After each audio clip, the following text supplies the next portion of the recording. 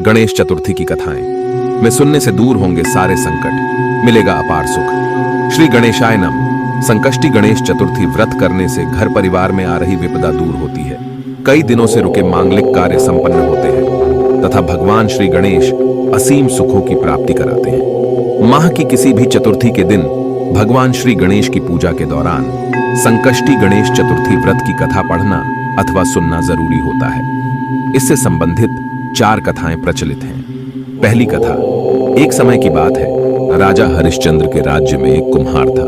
वह मिट्टी के बर्तन बनाता, लेकिन वे कच्चे रह जाते थे।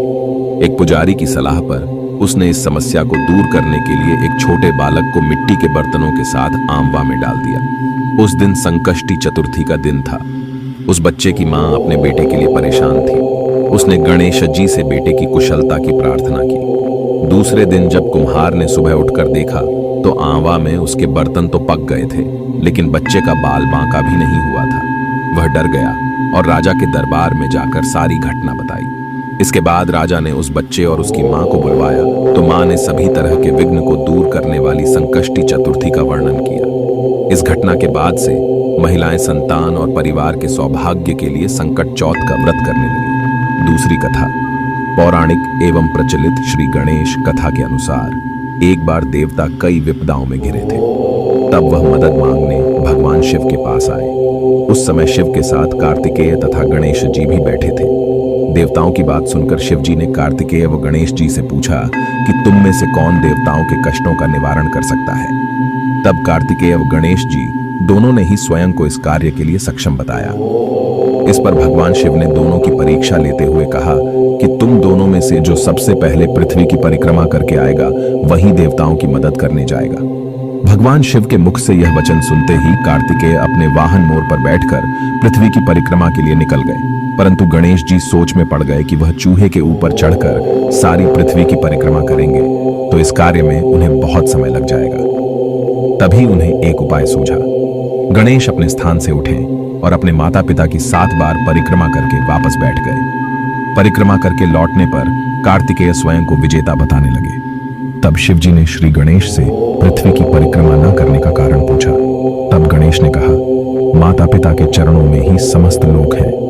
यह सुनकर भगवान शिव ने गणेश जी को देवताओं के संकट दूर करने की आज्ञा दी। इस प्रकार भगवान शिव ने गणेश जी को आशीर्वाद दिया कि चतुर्थी के दिन जो तुम्हारा पूजन करेगा और रात्रि में चंद्रमा को अर्घ्य देगा, उसके तीनों ताप यानी दैहिक ताप, दैविक ताप तथा भौतिक ताप दूर होंगे। इस व्रत को करने से व्रतधारी के सभी तरह के दुख दूर होंगे और उसे जीवन के भौतिक सुखों की प्राप्ति होगी। चारों तरफ से मनुष्य की सुख समृद्धि बढ़ेगी, पुत्र पौत्रादि धन ऐश्वर्य की कमी नहीं रहेगी। तीसरी कथा, श्री गणेश चतुर्थी व्रत की पौराणिक कथा के अनुसार एक बार भगवान शिव तथा माता पार्वती नर्मदा नदी के किनारे बैठे थे। वहां माता पार्वती ने भगवान शिव से समय व्यतीत करने के लिए चौपड़ खेलने को कहा। शिव चौपड़ खेलने के लिए तैयार हो गए, परंतु इस खेल में हार जीत का फैसला कौन करेगा, यह प्रश्न उनके समक्ष उठा तो भगवान शिव ने कुछ तिनके एकत्रित कर उसका एक पुतला बनाकर उसकी प्राण प्रतिष्ठा कर दी और पुतले से कहा, बेटा, हम चौपड़ खेलना चाहते हैं, परंतु हमारी हार जीत का फैसला करने वाला कोई नहीं है, इसीलिए तुम बताना कि हम दोनों में से कौन हारा और कौन जीता। उसके बाद भगवान शिव और माता पार्वती का चौपड़ खेल शुरू हो गया। यह खेल 3 बार खेला गया और संयोग से तीनों बार माता पार्वती ही जीत गई। खेल समाप्त होने के बाद बालक से हार जीत का फैसला करने के लिए कहा गया तो उस बालक ने महादेव को विजयी बताया। यह सुनकर माता पार्वती क्रोधित हो गईं और क्रोध में उन्होंने बालक को लंगड़ा होने, कीचड़ में पड़े रहने का श्राप दे दिया। बालक ने माता पार्वती से माफी मांगी और कहा कि यह मुझसे अज्ञानतावश ऐसा हुआ है, मैंने किसी द्वेष भाव में ऐसा नहीं किया। बालक द्वारा क्षमा मांगने पर माता ने कहा, यहाँ गणेश पूजन के लिए नागकन्याएं आएंगी, उनके कहे अनुसार तुम गणेश व्रत करो, ऐसा करने से तुम मुझे प्राप्त करोगे।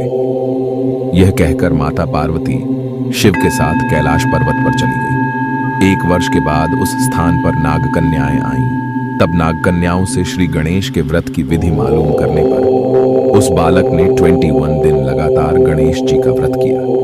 उसकी श्रद्धा से गणेश जी प्रसन्न हुए उन्होंने बालक को मनोवांछित फल मांगने के लिए कहा। उस पर उस बालक ने कहा, हे विनायक, मुझ में इतनी शक्ति दीजिए कि मैं अपने पैरों से चलकर अपने माता पिता के साथ कैलाश पर्वत पर पहुंच सकूं और वे यह देख प्रसन्न हो। तब बालक को वरदान देकर श्री गणेश अंतर्ध्यान हो गए।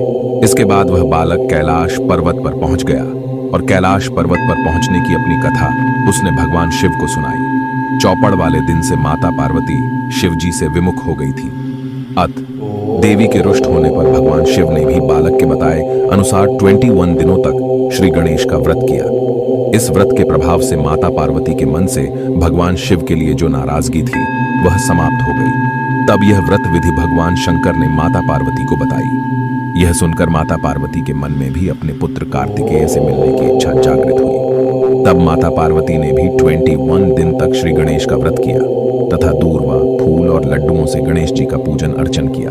व्रत के 21वें दिन कार्तिकेय स्वयं माता पार्वती जी से आ मिले। उस दिन से श्री गणेश चतुर्थी का यह व्रत समस्त मनोकामनाओं की पूर्ति करने वाला व्रत माना जाता है। इस व्रत को करने से मनुष्य के सारे कष्ट दूर होकर मनुष्य को समस्त सुख सुविधाएं प्राप्त होती हैं। चौथी कथा। एक समय की बात है कि विष्णु भगवान का विवाह लक्ष्मी जी के साथ निश्चित हो गया। विवाह की तैयारी होने लगी। सभी देवताओं को निमंत्रण भेजे गए, परंतु गणेश जी को निमंत्रण नहीं दिया।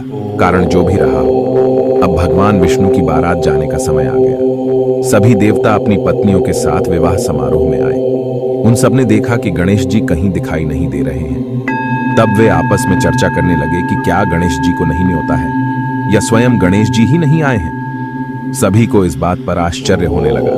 तभी सबने विचार किया कि विष्णु भगवान से ही इसका कारण पूछा जाए।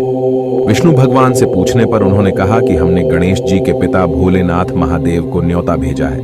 यदि गणेश जी अपने पिता के साथ आना चाहते तो आ जाते।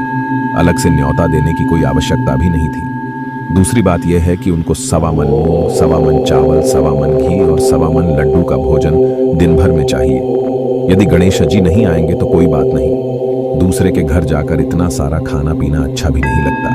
इतनी वार्ता कर ही रहे थे कि किसी एक ने सुझाव दिया, यदि गणेश जी आ भी जाएं तो उनको द्वारपाल बनाकर बैठा देंगे कि आप घर की याद रखना। आप तो चूहे पर बैठकर धीरे धीरे चलोगे तो बारात से बहुत पीछे रह जाओगे। यह सुझाव भी सबको पसंद आ गया तो विष्णु भगवान ने भी अपनी सहमति दे दी। होना क्या था कि इतने में गणेश जी वहां आ पहुंचे और उन्हें समझा बुझाकर घर की रखवाली करने बैठा दिया। बारात चल दी। तब नारद जी ने देखा कि गणेश जी तो दरवाजे पर ही बैठे हुए हैं, तो वे गणेश जी के पास गए और रुकने का कारण पूछा। गणेश जी कहने लगे कि विष्णु भगवान ने मेरा बहुत अपमान किया है। नारद जी ने कहा कि आप अपनी मूषक सेना को आगे भेज दें तो वह रास्ता खोद देगी, जिससे उनके वाहन धरती में धंस जाएंगे। तब आपको सम्मान पूर्वक बुलाना पड़ेगा। अब तो गणेश जी ने अपनी मूषक सेना जल्दी से आगे भेज दी और सेना ने जमीन पोली कर दी। जब बारात वहां से निकली तो रथों के पहिए धरती में धंस गए। लाख कोशिश करी परंतु पहिए नहीं निकले। सभी ने अपने अपने उपाय किए परंतु पहिए तो नहीं निकले, बल्कि जगह जगह से टूट गए। किसी की समझ में नहीं आ रहा था कि अब क्या किया जाए। तब तो नारद जी ने कहा, आप लोगों ने गणेश जी का अपमान करके अच्छा नहीं किया। यदि उन्हें मनाकर लाया जाए तो आपका कार्य सिद्ध हो सकता है और यह संकट टल सकता है। शंकर भगवान ने अपने दूत नंदी को भेजा और वे गणेश जी को लेकर आए। गणेश जी का आदर सम्मान के साथ पूजन किया। तब कहीं रथ के पहिए निकले। अब रथ के पहिए निकल को गए परंतु वे टूट फूट गए तो उन्हें सुधारे कौन। पास के खेत में खाती काम कर रहा था, उसे बुलाया गया। खाती अपना कार्य करने के पहले श्री गणेशाय नमः कहकर गणेश जी की वंदना मन ही मन करने लगा। देखते ही देखते खाती ने सभी पहियों को ठीक कर दिया। तब खाती कहने लगा कि हे देवताओं, आपने सर्वप्रथम गणेश जी को नहीं मनाया होगा और न ही उनकी पूजन की होगी, इसीलिए तो आपके साथ ये संकट आया है। हम तो मूर्ख अज्ञानी हैं, फिर भी पहले गणेश जी को पूजते हैं, उनका ध्यान करते हैं। आप लोग तो देवतागण हैं, फिर भी आप गणेश जी को कैसे भूल गए। अब आप लोग भगवान श्री गणेश जी की जय बोलकर जाएं तो आपके सब काम बन जाएंगे और कोई संकट भी नहीं आएगा। ऐसा कहते हुए बारात वहां से चल दी और विष्णु भगवान का लक्ष्मी जी के साथ विवाह संपन्न करा के सभी सकुशल घर लौट आए। बोलो श्री गणेशाय नमः, श्री गणेशाय नमः, श्री गणेशाय नमः।